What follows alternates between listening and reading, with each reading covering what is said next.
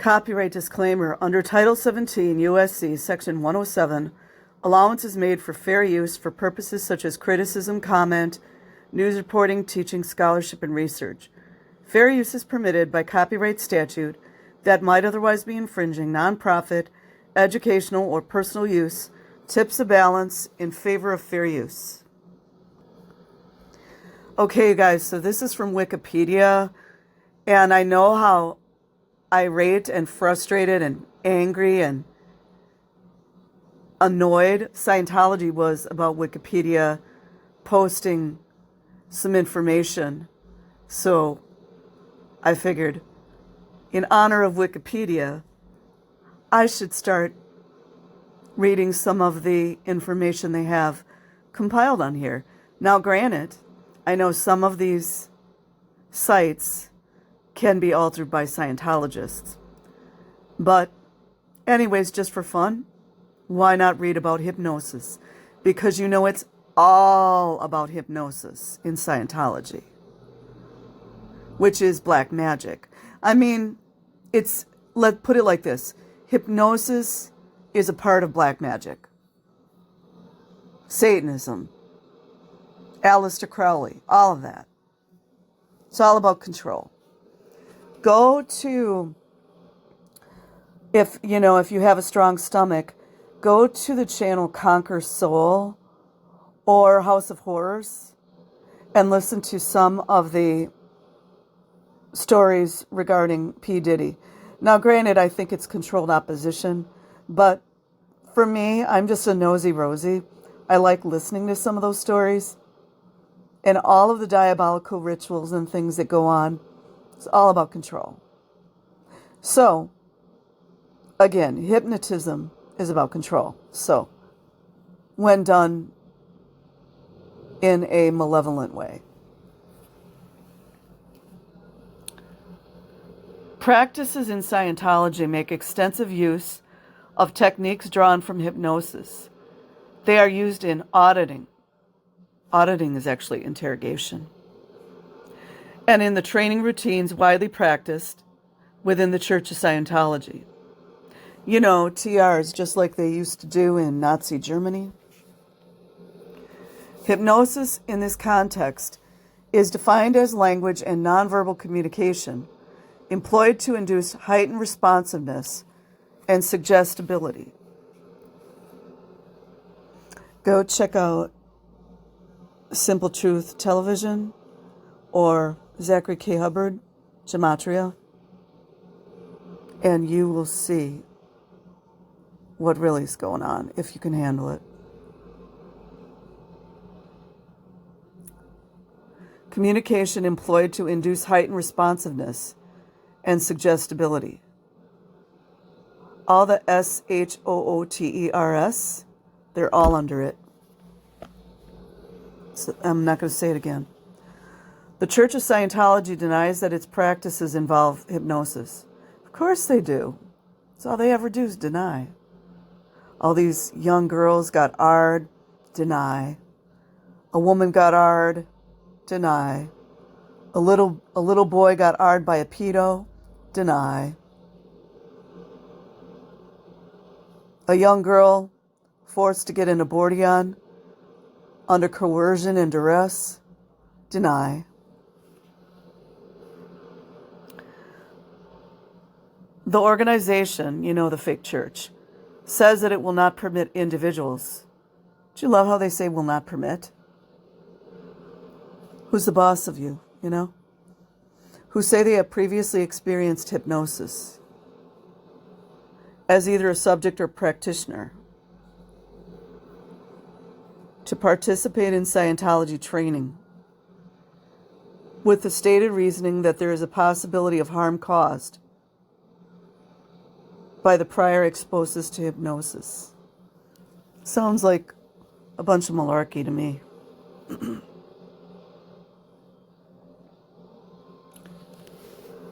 Scientology founder and convicted felon, faked flunky military, wannabe Navy captain, drug addict, alleged pedo since he thinks kissing seven-year-old girls on the lips passionately is permissible.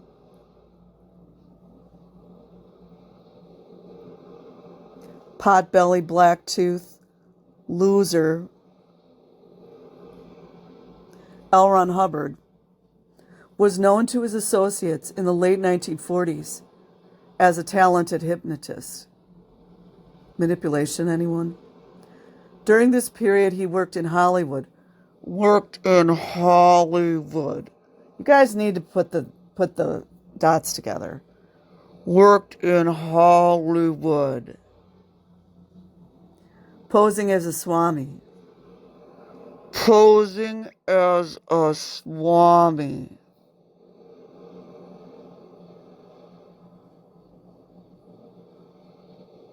MK Ultra operations.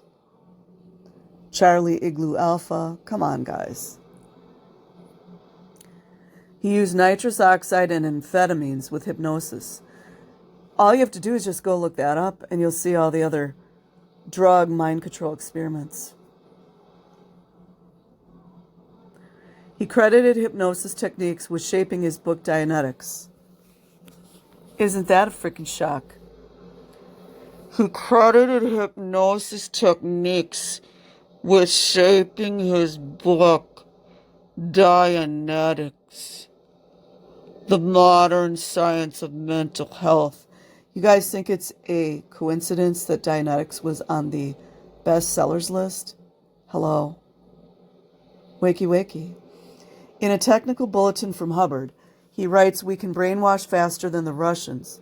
20 seconds to total amnesia against 3 years to slightly confused loyalty." You think he came up with all this on his own? Come on, guys. The Church of Scientology states that Hubbard's experience with hypnosis led him to create Dianetics as an alternative means to solve man's problems. He was also in a secret society. Big surprise, right? Hypnosis technique in Scientology practice. In the original 1950 text of Dianetics, Hubbard advocates light trance or reverie techniques in Dianetic practice. He refers to hypnotism as a tool and an art, and states that Dianetics and hypnotism can be combined. He writes in the same work that hypnotism is not used to any extent in Dianetic therapy, as he incorporated Dianetics into Scientology as part of a larger agenda of creating dependency and obedience in followers. Looks like he succeeded. He added a wide range of other hypnotic techniques. Volney Matheson, an early collaborator with Hubbard who designed the precursor machine to the e-meter, remarked in 1964, "I decry the doings of trivial fakers, such as Scientologists and the like, who glibly denounce hypnosis and then try covertly to use it in their phony systems." Isn't that interesting? He spoke out against it. So basically, sounds like Hubbard just stole some of the techniques he was taught. In the Research and Discovery series, Volume 1, Hubbard writes that the auditor, like a child, must be prepared to use hypnotism. He must know how it works, what he should do to make it function, how to regress a person in hypnotism, and so on. How many of these Scientologists know about this? Because if they do, it just makes it even more diabolical. However, Scientology auditors, like children, have been said to lack adequate training in hypnosis. Oh, Johnny Attack. I had respect for Johnny Attack up until he sided with Rinder and went against Miriam Francis. So I'll read it. And I do like some of the stuff he put out, but I have a problem with him aligning with Rinder. John Atack writes that they share an ignorance of hypnotism with the general populace and simply parrot Hubbard's calming assurance that auditing is not a form of hypnosis, or that auditing removes hypnosis. Marjorie Wakefield, in her book Understanding Scientology, observes that the extremely repetitive questioning done during drills in Scientology, auditing, like child auditors, that nobody brings up, is a form of hypnosis. These drills are sometimes done for several hours at a time. Imagine being a child going through this. And Wakefield notes that this continues until the pre-clear, going on the verge of total slavery, can do it without delay, without protest, without apathy, but with cheerfulness. Be cheerful. Be cheerful in your brainwashing. Scientology training routines are used in several introductory courses. That's to get the mind entrained right there, including the communication course. I would like to look at this communication course. I believe communication course, it's one of the first that they get people to do. I believe this is probably heavily mind control and brainwashing. I need to go look at it. The course most commonly sold to new recruits. The training routines are said to make extensive use of hypnotic methods to put the subject in an altered state. Well, we can see that. We can see that. Participants are led to believe that they are learning to communicate more effectively, but the training routines ultimately aim to cultivate the Scientologist identity. That's exactly the same as when they break down your identity in the military. Exactly the same. First thing they do when you get to basic training in the Army is they get rid of your first name, like it doesn't exist. They make you conform. You all have same uniforms. Sound like Scientology? They make men cut their hair, and they make women have their hair, pin their hair up. So they're molding you. Scientologist identity and altered perception of reality. With repeated practice, the training routines, that like the ones they do when they're children, heighten suggestibility, making it easier for the behavior, thoughts, and emotions of the participant to be shaped. In 2010, article in Yet, quoted by Alex Aviv, chairman of the Advisory Committee on the Law of Hypnosis, to the Israel Ministry of Health, as saying in reference to Scientology, they restore early memories, usually of traumas. Trauma-based mind control, anyone? Hello? Hello, everyone. I know what I'm talking about. I just haven't studied it as in depth as some people, but I know. When in some cases this is a false memory. Don't even get me started on the false memory syndrome. Don't get me started. There's something I want to cover on one of the books that I had read of an incest survivor regarding the whole false memory stuff. Although I do believe false memories can be implanted. But when it comes to child sexual abuse or child sexual abuse incest, get out of here with that. When a patient remembers a false event, like via a hypnotic process, the event can become real for him. So you guys know who pushes the false memory syndrome. I'm not even going to get into it right here. You guys should know this.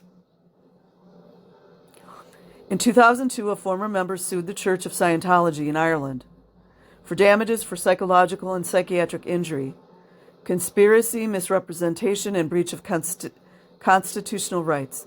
The case was heard at the High Court. How about that, LAPD?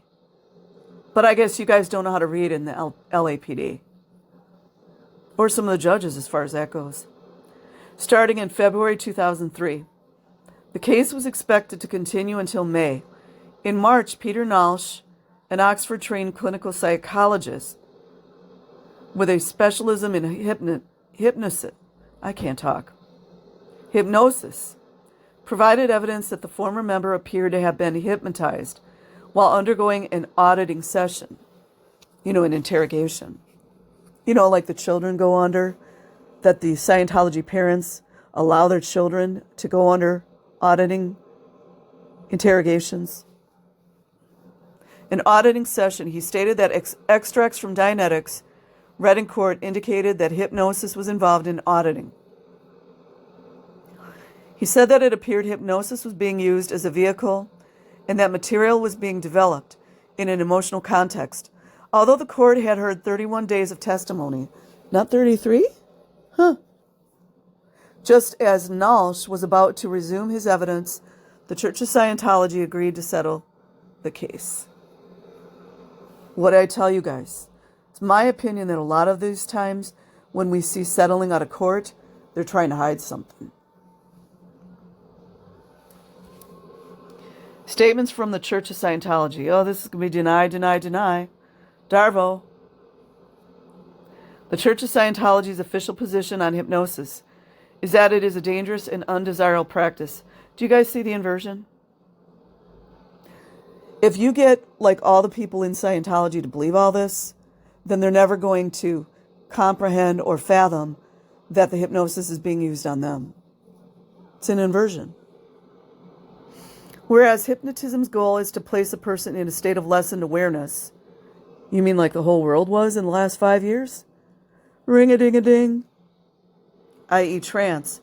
Scientology's stated goal is to put people into the opposite state, one of higher awareness. Inversion, anyone?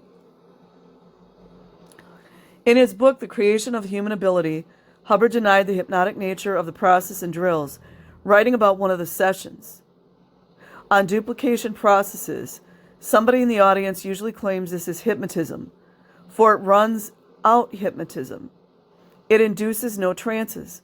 People who think so simply don't know much about hypnotism. Well, and also, let's be honest, LRH was a freaking simple thinker. He just stole it from everyone. Oh, look at this, you guys. More news from Paranoid Eyes to See.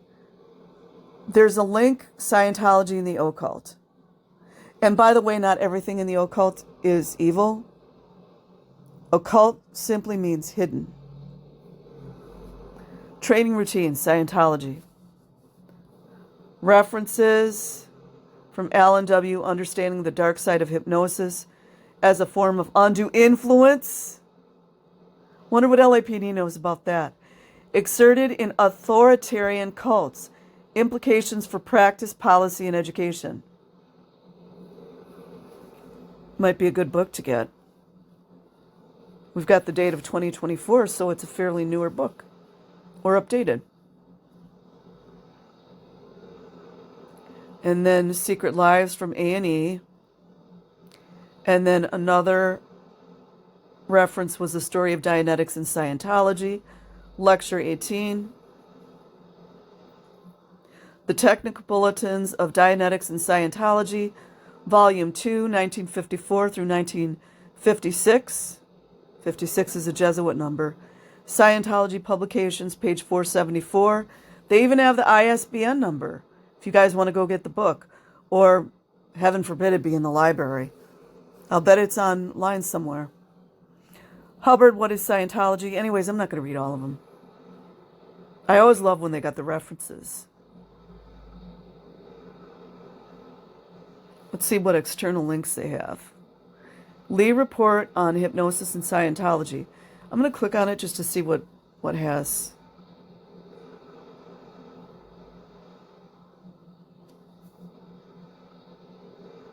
Interesting.